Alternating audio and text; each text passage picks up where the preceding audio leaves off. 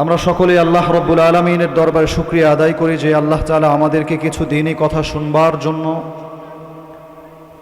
কিছু দ্বীনি কথা শোনার জন্য মজমায় বসার তৌফিক দান করেছেন। এজন্য জোরে সোরে সকলে আওয়াজ দিয়ে বলি আলহামদুলিল্লাহ। মোহতারাম হাজিরিন, আলোচনার সময় খুবই সংক্ষিপ্ত, যার ফলশ্রুতিতে আমি কোনো ভূমিকায় যাচ্ছি না, মূল আলোচনায় চলে যাচ্ছি। কোরআনুল কারীমের 29 নম্বর পারার প্রথম যে সূরাটি সূরা মুলক, যেই সূরার প্রথম দুটি আয়াত আল্লাহ তাআলা আমাকে তেলাওয়াত করার তৌফিক দান করেছেন, আলহামদুলিল্লাহ। রব্বুল আলামিন যদি তৌফিক দান করেন, ইনশাআল্লাহ অল্প সময়ের ভেতরে এই দুইটি আয়াতের উপরে আলোচনা করব ইনশাআল্লাহ। বিশেষ করে 2 নাম্বার যে আয়াত আমি তেলাওয়াত করেছি, দ্বিতীয় আয়াতটি, আল্লাহ পাক রব্বুল আলামিন এখানে প্রত্যেকটা মানুষের জন্য, চাই পর্দার আড়ালের মা বোন হোক কিংবা এখানে উপবিষ্ট আপনারাই হোক, প্রত্যেককে আল্লাহ তাআলা একটা বিশেষ মেসেজ দিয়েছেন। সেটা হলো আল্লাহ তাআলা মানুষের জন্য দুটি জিনিসকে সৃষ্টি করেছেন। কয়টি? দুইটি। 1 নাম্বার বিষয়টি হলো আল্লাহ তাআলা মানুষের জন্য সৃষ্টি করেছেন মৃত্যুকে। কোরআনে আল্লাহ বলেন, আমি মানুষের জন্য সৃষ্টি করলাম মরণকে। এরপরে আল্লাহ তাআলা বলেন, আমি মানুষের জন্য সৃষ্টি করলাম জীবনকে। আগে বললেন মৃত্যুর কথা, পরে বললেন জীবনের কথা। কারণটা হলো, তুমি দুনিয়ার বুকে যাই করো, নেক কাজ করো, খারাপ কাজ করো, পাপ কাজ করো, আল্লাহর অবাধ্যতা করো, আল্লাহর বিরুদ্ধাচরণ করো, নামাজ না পড়ো, যাকাত না দাও, হজ না করো, তোমার জীবনকে তুমি সৎ কাজে না লাগাও, একটা জিনিস মনে রাখবে, তোমার মাথার উপর আমি আল্লাহ মৃত্যুকে সেট করে দিয়েছি। কথা বলেন ঠিক কিনা? এজন্য আল্লাহ মৃত্যুর কথা আমাদেরকে স্মরণ করিয়ে দিলেন যে জীবনকে তুমি উপভোগ করবে, জীবনের প্রত্যেকটা জিনিস, প্রত্যেকটা ক্ষেত্রে তুমি আনন্দ উদযাপন করবে, আল্লাহর বিরুদ্ধাচরণ করবে। মনে রাখবে একটি কথা, তোমার জেহেনে কথা ঢুকিয়ে নাও, তোমার ডানে, তোমার বামে, তোমার সামনে, তোমার পেছনে, তোমার উপরে, তোমার নিচে, সব জায়গায় একটা জিনিস আল্লাহ নির্ধারণ করে দিয়েছেন, সেটা হলো মরণ। তোমাকে মরতেই হবে, মরতেই হবে, পৃথিবী থেকে তোমাকে বিদায় নিতেই হবে। দুনিয়ার বুকে আল্লাহ তাআলা আমাদেরকে যে নিজাম দিয়েছেন, যে সিস্টেম দিয়েছেন, আগে আমরা পৃথিবীতে আসি, আগে আমরা জীবনকে উপভোগ করি, জীবনকে উপভোগ করার পরে আমরা মৃত্যুর স্বাদ ভক্ষণ করি। এজন্য আজকের আলোচনায় সর্বপ্রথম আমি জীবন সম্পর্কে আলোচনা করব। আল্লাহ তাআলা তৌফিক দান করেন। সকলে জোরে সোরে আওয়াজ দেয়া বলি আল্লাহুম্মা আমিন। মুহতারাম হাজিরিন, আমরা আমাদের চোখে পৃথিবীর বুকে গাছপালা, তরুলতা, আসমান জমিন, সাগর মহাসাগর, চন্দ্র সূর্য, গ্রহ নক্ষত্র, যাই কিছু দেখি না কেন, সমস্ত কিছুকেই আল্লাহ তাআলা সৃষ্টি করেছেন, আল্লাহ তাআলাই বানিয়েছেন। আল্লাহ তাআলা ছাড়া এই কোনো কিছু কেউ সৃষ্টি করে নাই। জোরে সোরে আওয়াজ দেয়া বলি ঠিক কিনা? মুহতারাম হাজিরিন, আজকের সমাজে কেন আল্লাহর সৃষ্টি সম্পর্কে, আল্লাহর ক্ষমতা সম্পর্কে আলোচনা বেশি জরুরি? কারণটি হলো, আমাদের দেশে বিশেষভাবে একদল নাস্তিক, একদল মুরতাদ, একদল ইসলাম বিদ্বেষী, এরা ইসলামের কথা স্বীকার করতে চায় না, ইসলামের কথা বলতে চায় না, আল্লাহকে স্বীকার করতে চায় না, আল্লাহকে এরা অস্বীকার করতে চায়। এ কারণে আজকের আলোচ্য বিষয় হলো আল্লাহর সৃষ্টি সম্পর্কে জোরে সোরে আওয়াজ দেয়া বলে ঠিক কিনা?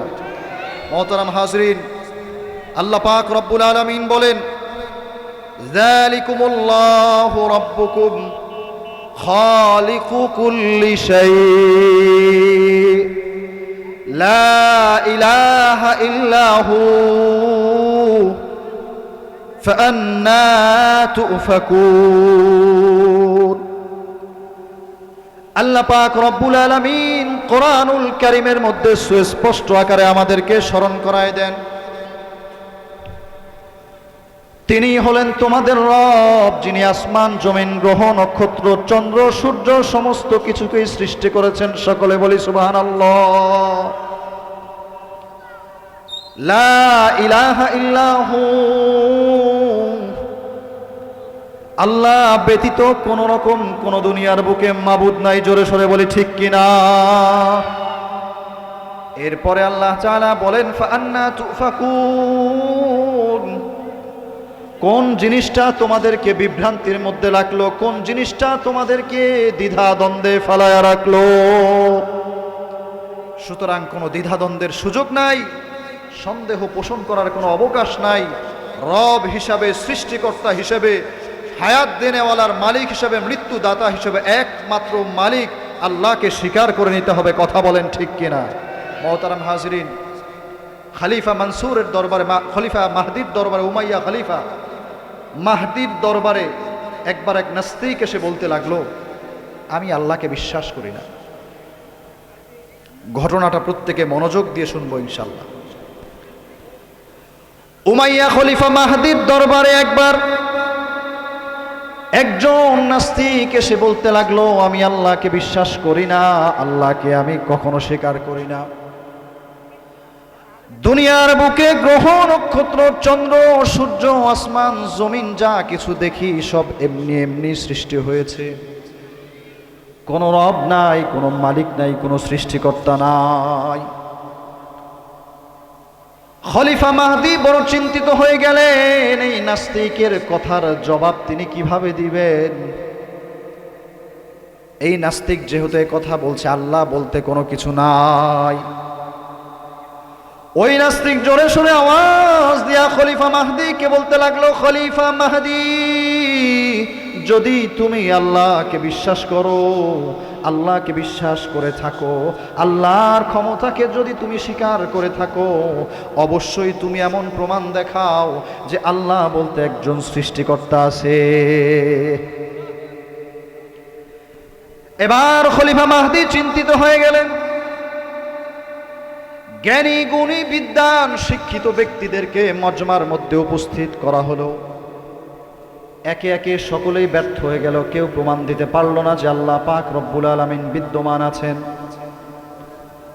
আলোচনা সাপেক্ষে খোঁজ নেওয়া হলো। দাজলা নদীর ওপারে একজন বুজুর্গ থাকেন, একজন আল্লাহওয়ালা বড় মাপের আলেম থাকেন, যেই আলেমের নাম হলো ইমামে আবু হানিফা রহমাতুল্লাহি আলাইহি। জোরে সোরে আওয়াজ দিয়া বলি আল্লাহু আকবার। খলিফা মাহদি রহমাতুল্লাহি আলাইহি তার বার্তাবাহক, সংবাদ বাহককে ইমাম আবু হানিফা রহমাতুল্লাহি আলাইহির কাছে সংবাদ পাঠালেন। ওই লোকটা ইমাম আবু হানিফা রহমাতুল্লাহি আলাইহির কাছে গেলেন, বলতে লাগলেন, ইমামে আবু হানিফা রহমাতুল্লাহি আলাইহি, খলিফা মাহদি বড় চিন্তিত হয়ে গেছে, বড় পেরেশান হয়ে গেছে। একজন নাস্তিক রাজ দরবারে এসে চ্যালেঞ্জ জানিয়েছে, আল্লাহ বলতে কোনো সত্তা নাই। দুনিয়ার বুকে আসমান, জমিন, গ্রহ, নক্ষত্র, মানব, দানব, সাগর, মহাসাগর সব এমনি এমনি সৃষ্টি হয়েছে, আল্লাহ বলতে কেউ নাই। ওগো ইমাম, আপনি যদি আজকের মজমায় উপস্থিত না হন, তাহলে গোটা সমাজের মধ্যে একটা বিশৃঙ্খলা ছড়ায় যাবে।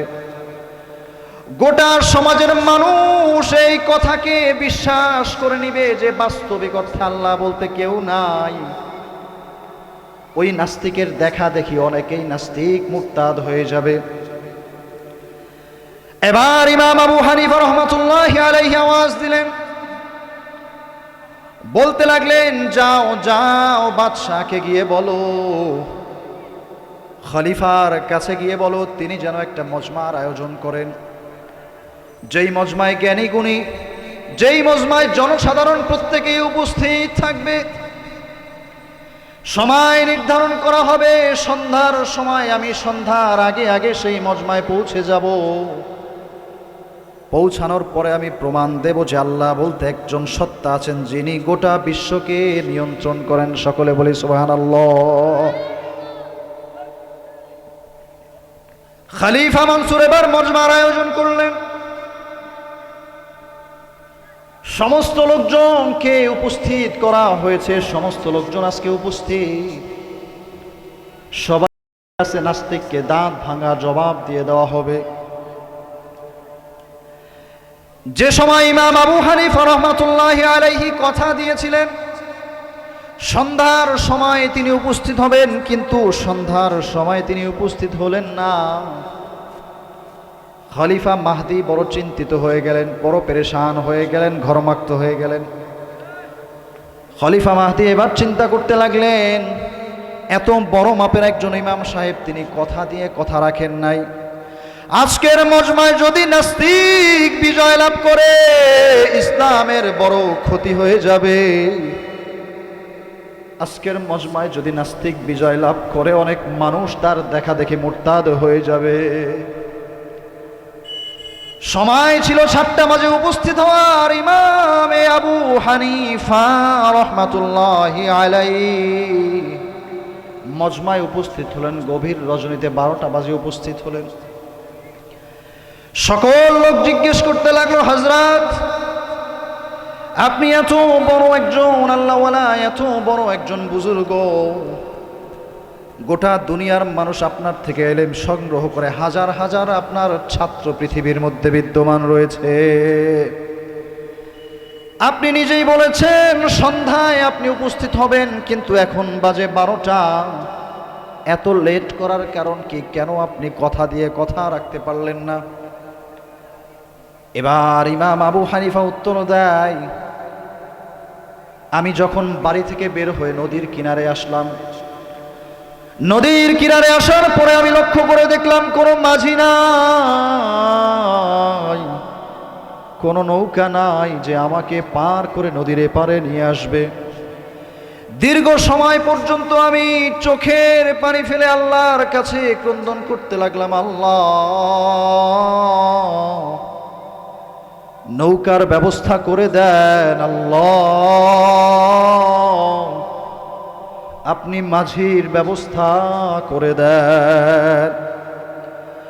এবার হঠাৎ করে লক্ষ্য করলাম নদী থেকে কতগুলো কাঠ ভেসে উঠল, অন্য আরেক জায়গা থেকে কতগুলো গজাল ভেসে উঠল, অন্য জায়গা থেকে দেখলাম হাতুড়ি ভেসে উঠল। আবার দেখতে পাইলাম অটোমেটিকলি নৌকায় রূপান্তর হলো। আবার আরেক জায়গা থেকে আলকাতরা ভেসে উঠে নৌকার মধ্যে আলকাতরাও লাগানো হয়ে গেল। সকলে বলি আল্লাহু আকবার। আল্লাহর এই কুদরত দেখার পরে দেখলাম হঠাৎ নদী থেকে আরেকটা বৈঠা ভেসে উঠল। কোনো মাঝি নাই, কোনো মিস্ত্রি নাই, মাঝি ছাড়া মিস্ত্রি ছাড়া নৌকা কিনারে এসে গেল। আমি নৌকায় চড়ে বসলাম। এবার নৌকা আমাকে নদী পার করে কিনারে নামায় দিল। কিনারে নামায় দেওয়ার পরে আমি দীর্ঘ সময় শুধু চিন্তা করলাম, আল্লাহ আজকে যদি তোমার কুদরত না হতো তাহলে আজকে নদী পার হওয়া আমার পক্ষে সম্ভব ছিল না। কথা বলেন ঠিক কিনা? এবার ইমাম আবু হানিফা রাহমাতুল্লাহি আলাইহি বললেন, উপস্থিত মজমাকে লক্ষ্য করে বললেন, আপনাদের সকলের কাছে আমি ক্ষমা প্রার্থনা করছি, সকলের কাছে আমি করজোড় মিনতি করি, দয়া করে কেউ আপনারা মনে কষ্ট নেবেন না, মনে কোনো ব্যথা নেবেন না, কারণ অনিচ্ছা বশত দেরি হয়ে গেছে। ইমাম আবু হানিফা রহমাতুল্লাহি আলাইহির এই ব্যাখ্যা শোনার পরে নাস্তিক এবার চিৎকার করে উঠল। এবার নাস্তিক বলতে লাগলো, আপনাকে ভেবেছিলাম অনেক বড় একজন ইমাম, আপনি অনেক বড় একজন আল্লাহওয়ালা বুজুর্গ ব্যক্তি, আপনি আপনার প্রতি একটা শ্রদ্ধা ছিল, কিন্তু আপনি যেই ব্যাখ্যা প্রদান করেছেন, একটা নৌকা মাঝি ছাড়া, একটা নৌকা মিস্ত্রি ছাড়া কিভাবে তৈরি হয়, দুনিয়ায় কোনোদিন শোনা যায় নাই কোনো মিস্ত্রি ছাড়া মাঝি ছাড়া কোনো নৌকা তৈরি হয়েছে। ও ইমাম আবু হানিফা, আপনি তো মিথ্যা কথা বলছেন, সুতরাং আপনার সাথে কোনো বহস আর মোনাজারা চলে না। এবার ইমাম আবু হানিফা রাহমাতুল্লাহি আলাইহি নাস্তিককে লক্ষ্য করে বললেন, এই নাস্তিক শুনে রাখ, শুনে রাখ, তুই তোর কান খুলে শুনে নে, সামান্য একটা নৌকা যদি আল্লাহর সৃষ্টি ছাড়া, কোন রকম মাঝি ছাড়া, কোন রকম মিস্ত্রি ছাড়া চলতে না পারে, তাহলে এই গোটা পৃথিবী, আসমান, জমিন, গ্রহ, নক্ষত্র, চন্দ্র, সূর্য, গাছ গাছালি, পাখ পাখালি, মানব দানব কিভাবে একজন রব ছাড়া, একজন প্রতিপালক ছাড়া চলছে? সকলে বলি আল্লাহু আকবার। এবার নাস্তিক লাজবাব হয়ে গেল। এক ব্যাখ্যা ইমাম আবু হানিফা রাহমাতুল্লাহি আলাইহি নাস্তিককে লাজবাব বানিয়ে দিলেন, মুনাজারার মধ্যে তাকে সম্পূর্ণ হারিয়ে দিলেন। সকলে বলি আল্লাহু আকবার। এজন্য মুহতারাম হাজিরিন, শুধু সেখানেই নয়, দুনিয়ার বুকে যেখানেই কোনো মানুষ যদি আল্লাহকে চ্যালেঞ্জ করতে চায়, ইসলামকে চ্যালেঞ্জ করে, কোনো দিন তার পক্ষে চ্যালেঞ্জ করে পার পাওয়া সম্ভব না। কথা বলেন ঠিক কিনা? নাস্তিকরা বলে থাকে আল্লাহকে দেখি না, আল্লাহকে দেখা যায় না, আল্লাহকে শোনা যায় না, আল্লাহর ঘ্রাণ নেওয়া যায় না, আল্লাহর অস্তিত্বকে টের পাওয়া যায় না, বিশ্বাস করব কিভাবে? ওই সকল নাস্তিককে জবাব দেওয়ার জন্য শুধু এটুকু বলাই যথেষ্ট, আল্লাহ পাক রব্বুল আলামিন আমাদেরকে বাক শক্তি দান করে দিয়েছেন, কথা বলার শক্তি দান করেছেন। জবানের মাধ্যমে আমরা কথা বলি, এই জবানের মাধ্যমে আমরা মনের ভাবকে প্রকাশ করে থাকি, কিন্তু জবানের বাক শক্তিটাকে কিন্তু আমরা কেউ দেখি না, দেখা যায় না। কথা বলেন ঠিক কিনা? ঘ্রাণ নেই, ঘ্রাণ নেই, আমাদের প্রত্যেকের নাক আছে, ঘ্রাণ শক্তি আল্লাহ দিয়েছেন, কিন্তু কোনো মানুষ ঘ্রাণ কি জিনিস, দুর্গন্ধ কি জিনিস উপলব্ধি করতে পারে না, ওজনে পরিমাপ করতে পারে না, এটাকে দাঁড়িপাল্লায় কোনোদিন মাপতে পারে না। কথা বলেন ঠিক কিনা? কিন্তু সকল মানুষ বিশ্বাস করে বাক শক্তি যেমন আছে, শ্রবণ শক্তি তেমন আছে, ঘ্রাণ শক্তি তেমন আছে, দৃষ্টি শক্তিও তেমন আছে। শুধু তাই নয়, শুধু তাই নয়, আল্লাহ পাক রব্বুল আলামিন একজন মানুষের ভেতরে যে কল কবজা সব কিছু দান করেছেন, হৃৎপিণ্ড দান করেছেন, ফুসফুস দান করেছেন, হার্ট দান করেছেন, শিরা উপশিরা দান করেছেন। এই শিরা উপশিরা সব সময় যারা অসুস্থ হয়, ডাক্তারি পরামর্শ মতে বিভিন্ন মেশিনারিজের মাধ্যমে পরীক্ষা করে টের পাওয়া যায়, উপলব্ধি করা যায় হৃৎপিণ্ডে কি সমস্যা হয়েছে, ফুসফুসে কি সমস্যা হয়েছে, চোখে কি সমস্যা, অঙ্গ প্রত্যঙ্গে কি সমস্যা হয়েছে, টের পাওয়া যায়।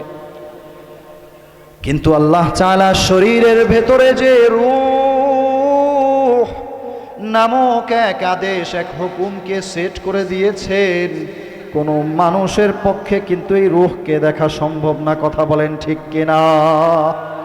কিন্তু সকলে এই কথা বলে, সকলে এ কথার স্বীকার করে যে রূহ এমন এক আদেশ, আল্লাহর এমন এক হুকুম, মানুষের ভেতরে রূহ যতক্ষণ আছে তার হাত নড়ে, পা নড়ে, অঙ্গ প্রত্যঙ্গ নড়ে, মানুষটাকে মানুষ বলা হয়। আর এই রূহটা যখন বেরিয়ে যায় আর তখনই তাকে বলা হয় মৃত ব্যক্তি। কথা বলেন ঠিক কিনা? মুহতারাম হাজিরিন, এজন্য আল্লাহ তাআলাকে কেউ যদি অস্বীকার করে, অবিশ্বাস করে, এই অবিশ্বাস করে পার পাওয়ার কোন রকম কোন সুযোগ, এই আয়াতে কারিমায় আমি দ্বিতীয় যে বিষয়টি উল্লেখ করেছি, আল্লাহ পাক রব্বুল আলামিন আমাদের সকলের মাথায় যে সেট করে দিয়েছেন, সেটা হলো মরণ। হায়াতকে বিশ্বাস করবে, জীবনকে বিশ্বাস করবে, আবার এক সময় তোমাদের সকলকে পৃথিবী থেকে বিদায় নিতে হবে। কথা বলেন ঠিক কিনা? প্রত্যেককে যেতে হবে, ধনী গরিব, শিক্ষিত অশিক্ষিত, যে কোনো ব্যক্তি হোক না কেন, প্রত্যেককেই এই পৃথিবী থেকে বিদায় নিতে হবে। শাইখ জাকারিয়া রহমাতুল্লাহি আলাইহি চমৎকার এক ঘটনা উল্লেখ করেন কিতাবে। সকলের জন্য এখানে অনেক উদাহরণ আছে। শাইখ জাকারিয়া রহমাতুল্লাহি আলাইহি বলেন যে তৎকালীন সময়ে একজন বড় মাপের বাদশাহ ছিলেন, রাজা ছিলেন, যার টাকা পয়সা, প্রভাব, প্রতিপত্তি, ক্ষমতা, কোনো কিছুর কোনো কমতি ছিল না, কোনো কিছুর কোনো অভাব ছিল না। এই লোকটা ক্ষমতার কারণে অন্ধ হয়ে দুনিয়ার বুকে এমন কোনো মানুষ ছিল না যে তার আশপাশে পড়েছে তার উপর নির্যাতন করে নাই, এমন কোনো মানুষ সে পায় নাই, এমন কোনো নারী ছিল না যাকে সে ধর্ষণ করে নাই। যাকেই হাতের মুঠায় পেয়েছে, হাতের নাগালে পেয়েছে, জুলুম করেছে, নির্যাতন করেছে, হত্যা করেছে, অপরাধ প্রতিষ্ঠা করেছে।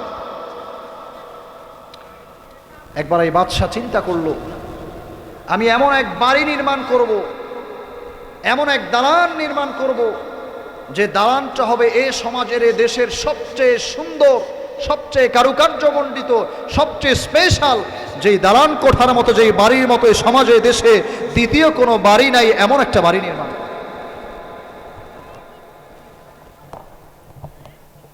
এজন্য তিনি সমস্ত ইঞ্জিনিয়ারদেরকে একত্রিত করলেন, সমস্ত ভালো ভালো মিস্ত্রি যারা, কারিগর যারা, তাদেরকে একত্রিত করলেন। সবাইকে বলে দিলেন, যত টাকা খরচ হোক, যত শ্রম যাক, সব কিছুর বন্দোবস্ত আমি করব, কিন্তু আমাকে এমন এক বাড়ি নির্মাণ করে দিতে হবে যেই বাড়িকে চ্যালেঞ্জ দেওয়ার মতো সমাজে কোনো লোক নাই, যেই বাড়ির সমকক্ষ কোনো বাড়ি অন্য দ্বিতীয় কেউ নির্মাণ করতে পারে। যথারীতি এটা বলার পর হাজার হাজার দিনার দিরহাম ব্যয় করে এমন এক চাকচিক্যপূর্ণ জাঁকজমক বাড়ি নির্মাণ করলো, গোটা দেশে দ্বিতীয় আর কোনো বাড়ি নেই। স্বাভাবিকভাবে আমরা যখন বাড়ি নির্মাণ করে উদ্বোধন করি, মিলাদের ব্যবস্থা করি, ঠিক কিনা? কোনো একটা দোকান উদ্বোধন করতে গেলে আমরা মিলাদের ব্যবস্থা করি। ঠিক তেমনি ভাবে শায়েখ জাকারিয়া রহমাতুল্লাহ আলাইহি বলেন, এই জালেম বাদশাহ মিলাদের আয়োজন করবে। কিসের মিলাদ? গুনাহের মিলাদ। এক জায়গায় মদের বার থাকবে, মদ পান করা হবে, কিছু নর্তকী আর প্রতিটা মহিলাকে একত্র করা হলে এরা নাচবে, গান গাইবে, এদের সাথে মানুষ জেনার ব্যভিচার করবে। কিছু গায়িকা মহিলাকে একত্র করা হলো যে গায়িকা মহিলারা গান গাইবে আর পুরুষদেরকে খারাপ কাজে আহ্বান করবে। যথারীতি মজমা শুরু হয়ে গেছে। এক পার্শ্বে চলছে মদ পান, আরেক পার্শ্বে নর্তকীদের নাচ গান, আরেক পাশে গায়িকাদের গান গাওয়া চলছে। গোটা মজমায় হই হুল্লোড়, চিৎকার, চেঁচামেচি, আল্লাহর অবাধ্যতা চলছে। এমতো অবস্থায় গেটের মধ্যে হঠাৎ কড়া নাড়ার আওয়াজ, ঠক ঠক শব্দ গেটের মধ্যে। বড় চিন্তার বিষয়। চমৎকার মজমা চলছে, এমন আয়োজন চলছে, এত গুনাহ চলছে, এত গানের আয়োজন চলছে, আওয়াজ চলছে, কারো কর্ণকুহরে আওয়াজ পৌঁছালো না যে গেটে একজন আহ্বায়ক, একজন মুসাফির শব্দ করছে। দ্বিতীয়বার আওয়াজ হলো। দ্বিতীয়বার আওয়াজ হওয়ার পর গেট খুলে দেওয়া হলো। দারোয়ান দেখলো একজন ব্যক্তি, যিনি দেখতে জীর্ণ শীর্ণ, পোশাকটা বড় নোংরা ময়লা, চুলগুলো উস্কুস খুস্কো, দেখে চেনা যায় না। এবার দারোয়ান বলতে লাগলো জোরে সোরে আওয়াজ দিয়ে, ধমকের সুরে, এই ফকিরনি, আজকের এই মজমায় আর যাই হোক, কোন রকম কোনো বিরক্ত করো না, দরজার মধ্যে কোন রকম কোনো আওয়াজ তুমি দিবে না, কোন রকম কোনো আওয়াজ দেওয়া তোমার চলবে না। আজকের এই মজমায় তুমি কোন রকম কোনো বিরক্ত করবে না। আজকে এটা এমন এক মজমা যেখানে শুধুমাত্র ভিআইপি ব্যক্তি যারা, তাদেরকে আজকে ইনভাইট করা হয়েছে। গান চলছে, নাচ চলছে, মদের আড্ডা চলছে, এখানে কোনো বিরক্ত করবে না, তোমার ঢোকা এলাও নাই। এবার ওই ফকির ব্যক্তি, জীর্ণ শীর্ণ পোশাক যিনি পরিধান করে আছেন, চুলগুলো বড় উস্কো খুস্কো, বলতে লাগলো, এই তোমার মুনিব যে, তোমার মালিক যে, তার কাছে গিয়ে বলো তার সাথে আমার সাক্ষাৎ আছে, তার কাছে আমি একটু সাক্ষাৎ করতে চাই। দারোয়ান গিয়ে মুনিবকে যখন বলল, একজন ফকির, একজন অভাবী ব্যক্তি দুয়ারের মধ্যে দাঁড়ায় আছে, ওই লোকটা তোমাকে দেখতে চায়, তোমার সাথে তার যেন কি গোপন কথা আছে। এবার মালিক হুঙ্কার দিয়ে বলে, খবরদার খবরদার, এই মজমায় যদি সেই ফকিরকে প্রবেশ করো, মজমা নষ্ট হয়ে যাবে। এই মজমায় কোনো ময়লা পোশাক পরিধান করা, চুলগুলো উস্কো খুস্কো এমন কোনো ব্যক্তিকে প্রবেশ করতে দেওয়া যাবে না। দরজা বন্ধ করে দেওয়া হয়ে গেছে। যথারীতি আগের মতো আবার নাচ গান আমোদ প্রমোদ চলছে। নর্তকীরা একদিকে নাচে আর একদিকে মদ পান চলছে। আল্লাহ তাআলার চূড়ান্ত অবাধ্যতায় লিপ্ত হয়ে গেছে গোটা বাড়ির লোকজন, প্রাসাদের ভিতরের লোকজন। এবার আবার হঠাৎ করে প্রাসাদের ভেতরে কড়া নাড়ার আওয়াজ, এমন জোরে আওয়াজ হলো গোটা ভবনটাই কেমন যেন থরথর করে কাঁপতে লাগলো, থরথর করে কাঁপতে লাগলো।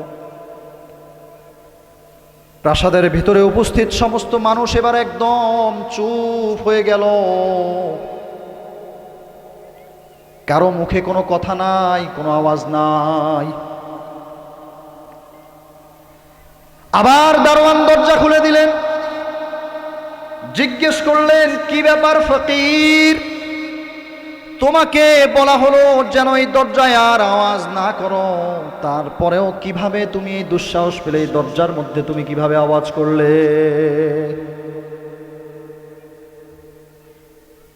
এবার ওই ফকির বলতে লাগলো, আরে তুমি আমাকে চেনো নাই, তুমি আমার পরিচয় সম্পর্কে জানো নাই। আমি হলাম আল্লাহর প্রদত্ত ফেরেশতা, আমি হলাম মালাকুল মউত, আমি হলাম সেই মৃত্যুর দূত। আমি যার দুয়ারে একবার যাই, আমি যার বাড়িতে একবার প্রবেশ করি, আমি যার কাছে একবার যাই তাকে এক সেকেন্ডও সময় দেই না। আমি যাকে একবার ধরি, যার সময় যখন শেষ হয়ে যায় তাকে এক সেকেন্ডও সময় দেওয়া হয় না। চোখের পলক পড়ার যে সময়, সেই সময়টুকু সে পাবে না। এবার মজমার লোকজনকে ভেদ করে ওই ফকির অর্থাৎ আল্লাহর ফেরেশতা আজরাইল আলাইহিস সালাতু ওয়াস সালাম মালিকের কাছে চলে গেলেন। মালিককে গিয়ে বললেন, মালিক, তুমি মনে করেছিলে আমি একজন ফকির, আমি একজন মুসাফির। আমি কোনো মুসাফির নই, আমি কোনো ফকির নই, আমি হলাম আল্লাহর তরফ থেকে ফেরেশতা আজরাইল আলাইহিস সালাম। এই মুহূর্তে এখনই তোমার রূহটাকে আমি কবজ করব। এবার ওই বাড়ির মালিক আওয়াজ দিয়া বলতে লাগলো, ওগো আজরাইল, আমাকে 20টা মিনিট সময় দাও, 10টা মিনিট আমাকে সময় দাও। এই 10 মিনিটের ভেতরে আমার আলমারির ভেতরে, সিন্দুকের ভেতরে যে দিনার দিরহাম স্বর্ণ মুদ্রা আছে সব দান করে দেব। আমি যে গুনাহের মজমার আয়োজন করেছি, এই গুনাহের মজমাটাকে আমি বন্ধ করে দেব। আল্লাহর কাছে সিজদায় পড়ে চোখের পানি ফেলে আমি শেষবারের মতো একটু ক্ষমা চাইবো। আল্লাহ মাফ করে দেন। আল্লাহ, জীবনে বড় অপরাধ করেছি, আল্লাহ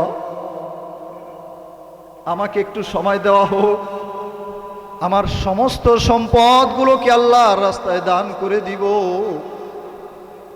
ওগো আজরাইল, আজকে যদি আমার জানটা কবজ হয়ে যায়, সম্পদ আমার কোনো কাজে আসবে না। ওগো আজরাইল, আমাকে যদি তুমি নিয়ে যাও, ওই সম্পদ আমার কোনো কাজে আসবে না। দুনিয়ার বুকে যে আমি অন্যায় অবিচার করেছি, মানুষের সম্পদ আত্মসাৎ করেছি,